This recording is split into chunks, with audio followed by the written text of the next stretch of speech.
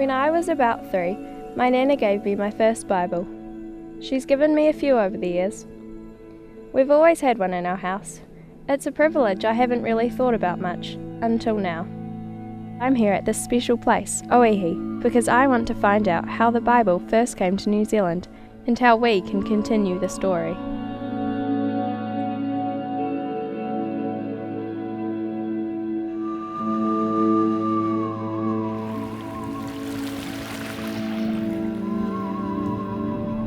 Do you know how the Bible first came to New Zealand? No. Would you tell me about it? Chief Ruatara, he was the chief of this area here, Oihi Bay Rangihaua. He was over in Sydney and he met Reverend Samuel Marsden, and he was impressed with the way Samuel Marsden was preaching from the Bible, and so he invited Reverend Samuel Marsden to come here and preach to his people. So on Christmas Day 1814, Marsden stepped ashore on this beach. In fact, it was right here behind us when the first service took place. We do know that he preached from the Gospel of Luke chapter 2 verse 10, "Behold, I bring you glad tidings of great joy." The Māoris, of course, they didn't understand it. But they asked Ruatara what was the meaning of that sermon, and he replied that in its time its fruit will show. The Māoris later on did a haka, ngapuhi haka, ka neke neke, ka nuku nuku, ka neke neke, ka nuku nuku, shift, backwards, sideways, forwards, and make room, ki takoto te pai. So they were making room. And you know that, to me, is the stamp of Māoridom upon the gospel. It got a pōwhiri. Marsden stayed here for a few months and then left to go back to Sydney. Sadly, Ruatara died just a few days after Marsden left. You can probably imagine how hard it was for the missionaries who lived here. Māori spiritual beliefs and customs seemed to prevent the Bible's message from making a difference. Plus, the missionaries spent a lot of time arguing amongst themselves too. They really needed to be able to communicate with Māori. To do that, they needed to learn the language. So Thomas Kendall began working on the Māori language.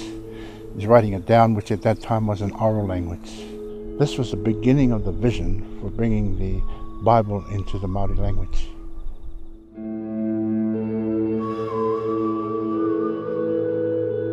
This is the memorial to Henry Williams.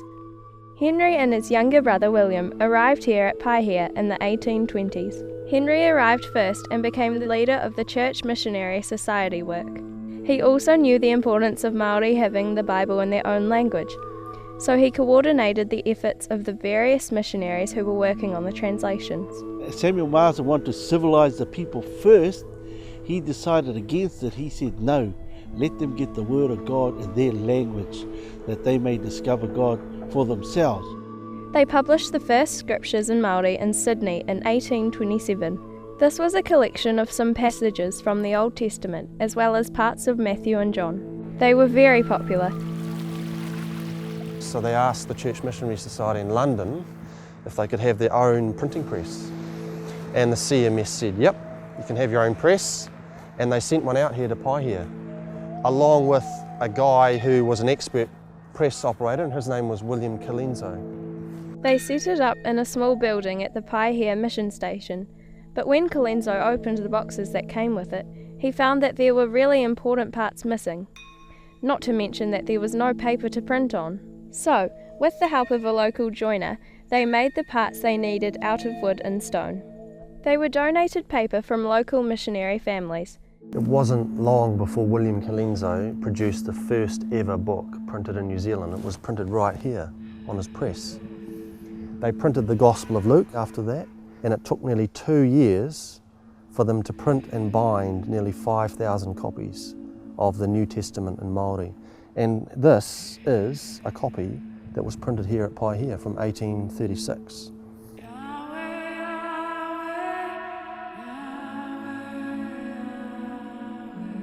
It didn't even have a lot of materials to bind it, so they had to use curtains from local homes in Paihia. You know, they worked really hard with what they had just so that they could produce the scriptures in Māori for Māori people. Tell me about how the New Testament spread. Well, once the New Testament became available, it became really popular with Māori, and they just couldn't get enough of it. You know, there were stories of a guy called Ratongia from Waikato who travelled hundreds of kilometres to get his copy. There was even another guy who travelled for 12 days to get his. It became a taonga, a treasure.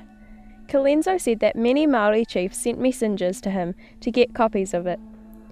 Children who were being taught at mission schools would go home and read the scriptures to their parents at night.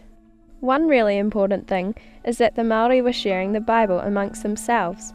One great example is the story of Tamihana Te Rauparaha, the son of the great chief Te Rauparaha. He and his cousin Mātene became Christians. They wanted to finish fighting, they just didn't want any more warfare. In 1842, Tamihana and Mātene decided to travel to the South Island, in fact to Stewart Island, spreading the gospel message as they went. When they got to the Stewart Island, the Ngāi Tahu chiefs were really worried that his father, Te Rauparaha, would come and attack them. But Tamihana said, no, they will not come, because I have brought peace with the word of the Lord. And that's what the gospel brought, the track of forgiveness and the Son, Jesus Christ. In less than 30 years since Marsden and Ruatara brought the Bible to New Zealand, it had travelled around most of the country, and many Māori had become Christian. I'm really amazed at how God used all those different people over many years to make sure the Bible was shared with people all over New Zealand. I guess you could say the people came and went, but the Bible remains. When I think about it, I've got quite a few friends who don't have their own Bible. Just like the people in the story I've just heard, I want to share the Bible with my friends. There are still heaps of Kiwi children and young people who don't have their own Bible. Will you help us carry on the story and share the Bible with thousands of Kiwi young people?